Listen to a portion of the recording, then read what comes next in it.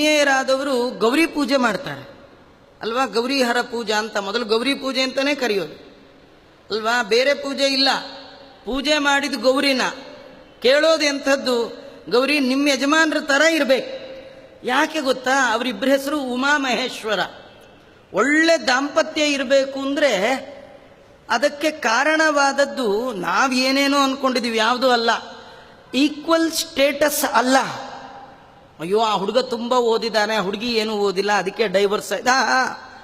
ಆ ಹುಡುಗಿಗೆ ಭಾರಿ ಸಂಬಳ, ಹುಡುಗಂಗೆ ಸಂಬಳ ಕಡಿಮೆ ಅಲ್ಲ, ಅದ್ಯಾವುದೂ ಅಲ್ಲ. ಎರಡು ದಾಂಪತ್ಯ ತುಂಬ ಕಾಲ ಚೆನ್ನಾಗಿ ಉಳಿಬೇಕಂದ್ರೆ ಉಮಾಮಹೇಶ್ವರರ ಥರ ಇರಬೇಕು.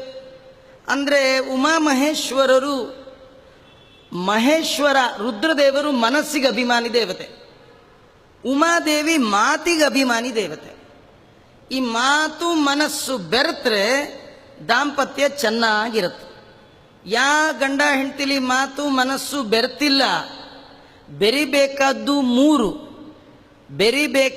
ಮೂರು, ಬೆರಿಲಿ ಅಂತ ಹಾಕೋದೆ 3 ಗಂಟು ಅಲ್ವಾ. 4 ಗಂಟೆ ಎಲ್ಲರೂ ಹಾಕಿದ್ದೀರಾ, 2 ಗಂಟು 1 ಗಂಟು ಇಲ್ಲ, 3 ಗಂಟು.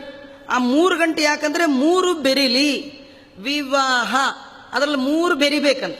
ಯಾವುದು? ಮೈ, ಮಾತು, ಮನಸ್ಸು. 1 ಬೆರೆಯುತ್ತೆ, 2 ಬೆರೆಯೋದು ಭಾರಿ ಅಪರೂಪ. ಮೈ ಬೆರೆಯುತ್ತೆ, ಮನಸ್ಸು ಮಾತು ಬೆರೆಯುತ್ತೆ. 70-80 ವರ್ಷ ಶಾಂತಿ ಮಾಡಿದಾಗಲೂ ಜಗಳದ ಶಾಂತಿ ಆಗೇ ಇರಲ್ಲ. ಅಲ್ಲೇ ಸ್ಟೇಜ್ ಮೇಲೆ ಕೂತ್ಕೊಂಡೇ ಜಗಳ ಶುರು ಮಾಡ್ಕೊಂಡ್ಬಿಟ್ಟಿರ್ತಾರೆ. ನಾ ಹೇಳಿದ್ದ ಅರ್ಥನೇ ಆಗಲ್ಲ ಅವಳಿಗೆ ಅಂತವ್ರು, ಇಷ್ಟು ಬಡ್ಕೊಂಡು ಸಾಕಾಯ್ತು ಅಂತಿವ್ರು. ಅಂದರೆ ಮಾತು ಬೆರ್ತಿಲ್ಲ, ಮನಸ್ಸು ಬೆರ್ತಿಲ್ಲ.